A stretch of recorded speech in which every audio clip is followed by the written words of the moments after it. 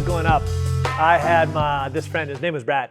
And, we lived out in the country, but we would come into town, on the weekends or whatever, come into town for school every day, but just to come in and hang out happened on the weekends. And for a while, I would always go to my friend Brad's place. So my parents might drop me off downtown, but I would always make my way to his place. I love my friend Brad, man. I want to hang out with him. And the one thing that we would always do is drive dirt bikes. So he had a couple of dirt bikes. I loved going to his place. We'd break out the dirt bikes. We'd go into the back and drive the dirt bikes around. Thought it was super cool. Every time we were in town, I was going to my friend Brad. We would drive the dirt bikes. So much fun. And then I remember when my parents found out that I was always going to Brad's and driving his dirt bikes.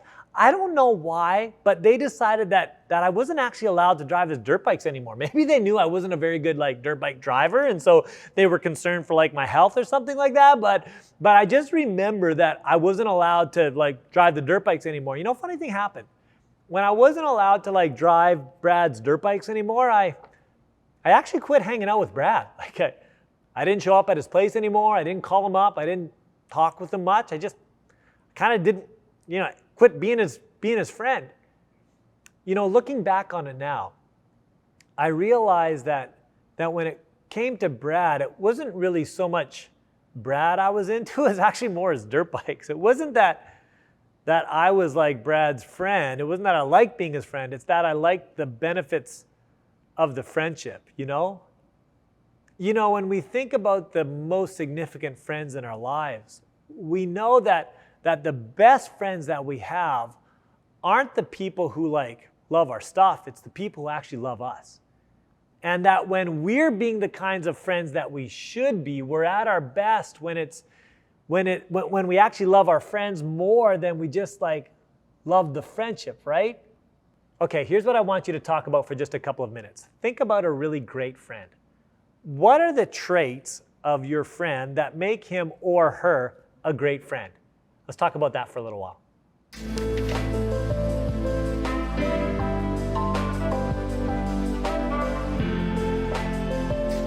Okay, so when we think about living on purpose with our friends, we're asking ourselves the question, okay, what does God say about how we should live with our friends, right? So we know that making a difference living on purpose is when we decide to live our lives according to God's way. When we start asking the question, God, how can I live my life for your plan? And so then we're asking the question, what's your plan when it comes to friends? How would Jesus have us live with our friends? Well, in John chapter 15, Jesus is speaking about this, and listen to what he says.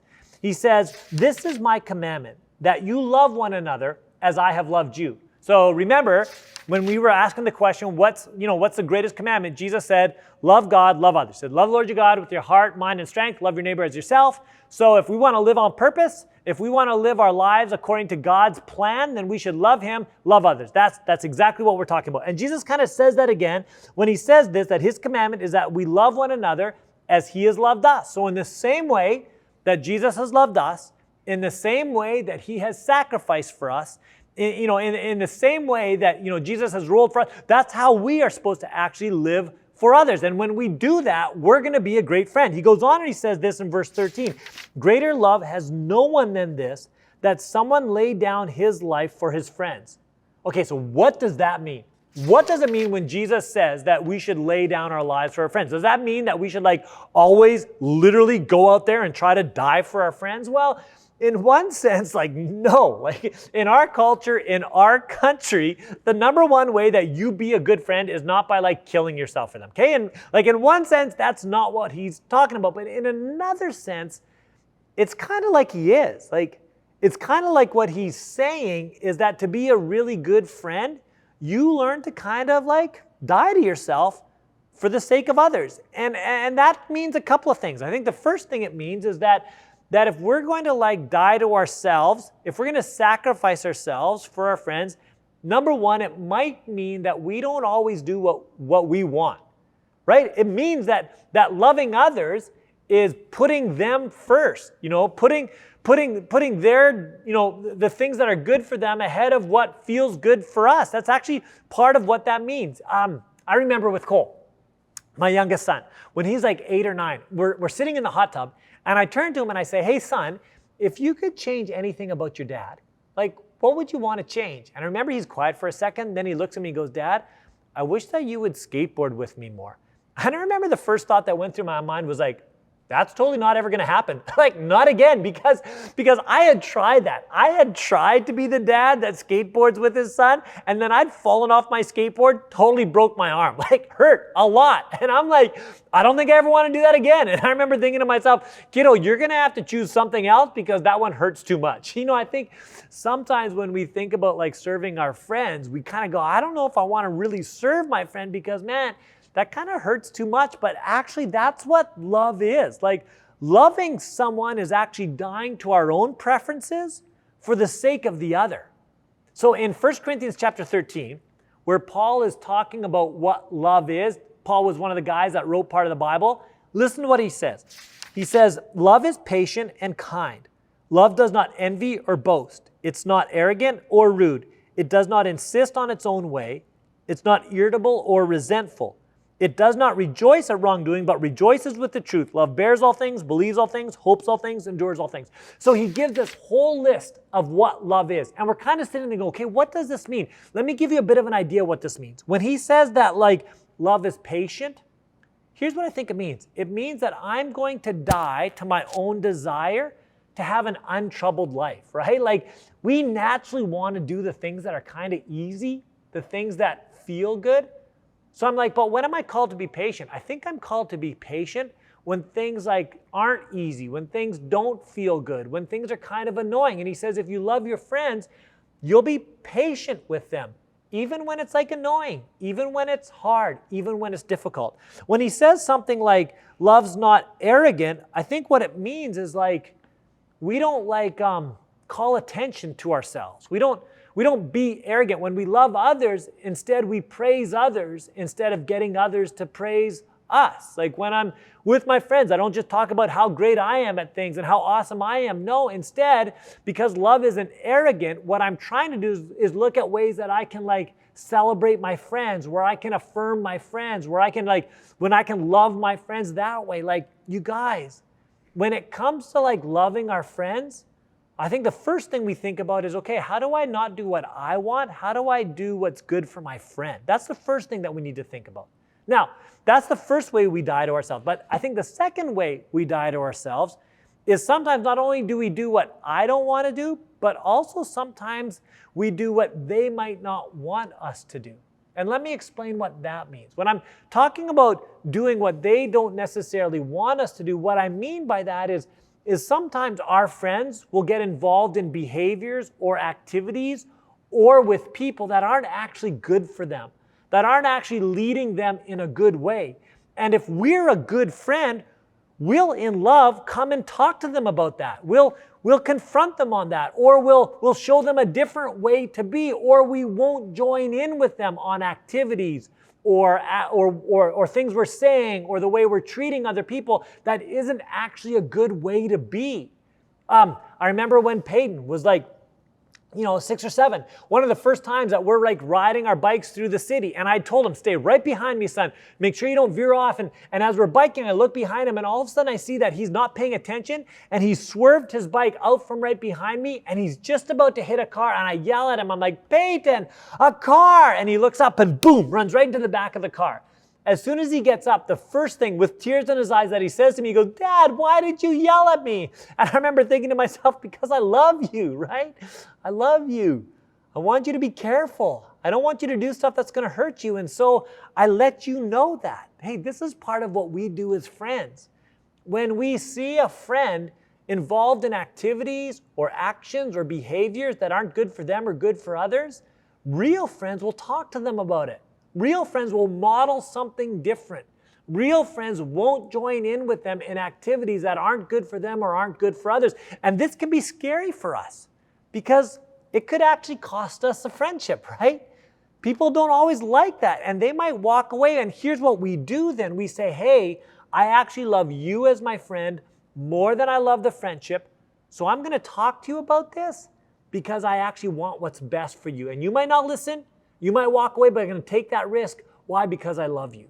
Okay, then how do we have the courage to actually sacrifice so much for our friends? How do we have the courage to lay down our lives for our friends where we don't do what we want and sometimes we do what they don't want? Why? Because we love them. Well, Jesus goes on and he says this. Listen to what Jesus says. He says in verse 15, "No longer do I call you servants, for the servant does not know what his master is doing, but I have called you friends." Did you hear that? "For all I have heard from my Father, I have made known to you." Did you hear what Jesus says? He says he's called us friends. And because of that, he's letting us know what we need to know. He's inviting us into relationship with him. He says, whatever the Father said to me, I've said to you. It says that he's with us. He's journeying with us. He has relationship with us. He wants to have relationship with us. He's our friend, right? And the first way he shows that is because he's for us as our friend. Jesus is for you. So even when you're thinking about, man, can I talk to my friend about this? Jesus says, I'm for you. Yes, you can. And it puts your friendship with him at risk, but our friendship is not at risk because I'm for you. And then he goes on and he says this, "You did not choose me, but I chose you." Did you hear that? "And appointed that you should go and bear fruit and that your fruit should abide." He's talking about going and do things that make a positive difference. And he says, why? Because I've chosen you. This is so crazy to me, you guys.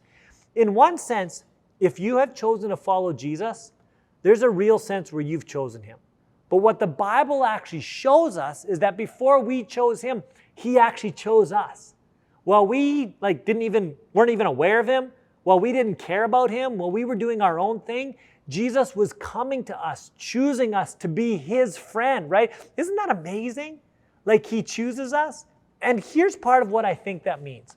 I think sometimes when it gets hard, sometimes when being a good friend to others is difficult, and we go, man, Jesus, you tell me to give up my life for my friends, this is so hard. I think in some situations, some people might say something like, well, dude, when you chose to roll with me, be on this team, be in this club, you knew it was going to be difficult. So you got to suck it up. That just goes with the territory. But what I think Jesus says is he says, hey, I chose you. I'm not letting you go. I'm going to carry you. I've got you. I know it's hard. I knew it would be hard for you, but I chose you. You're mine. I'm with you. He is with us. And then finally, he empowers us. So he goes on and he says, whatever you ask the Father in my name, he may give it to you. Do you hear that?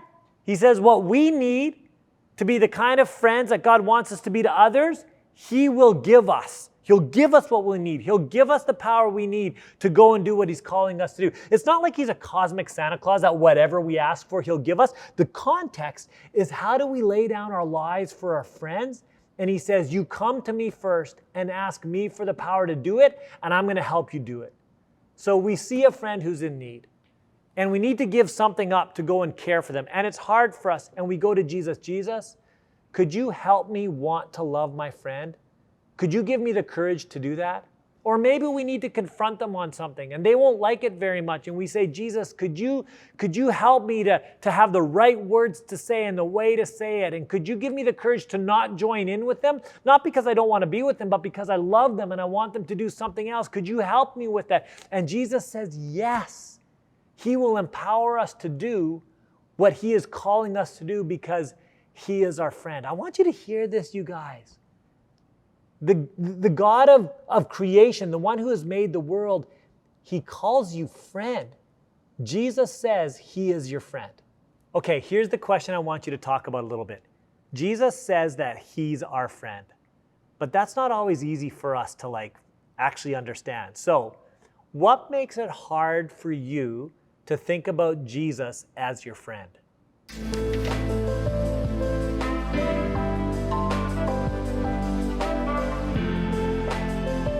So when we think about living on purpose, when we think about our lives actually making a difference, the question that we ask, the questions that people who love Jesus ask is, how can I use my life for your plan? And his plan, of course, is to love God and to love others. That's it. Every single situation, how can I love God? How can I love others? And that might look like really normal, but when we do those things, you guys, we're a part of something way bigger going on. We're a part of God's plan, his story, and that's so amazing. So then the question that we're asking is, hey, how can I live out God's plan? How can I live my life for God's plan when it actually comes to my friends? And the number one way we do that is by sacrificing for our friends, right? So that means sometimes we do the things we don't want to do because we love our friends. And so we know that like love is always dying to our own selfish desires so that we can like love others better. And then sometimes it's not just doing what I don't like, sometimes it's doing what our friends don't like.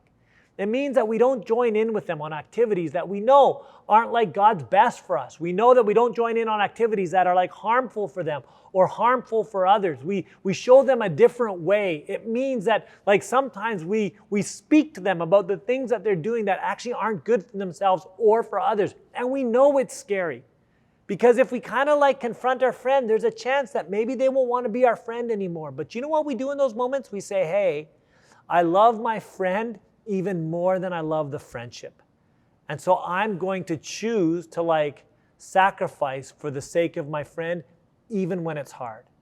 And you guys, when we do that, man, we're living on purpose and our lives really matter. Our lives make a difference. God bless you as you love your friends.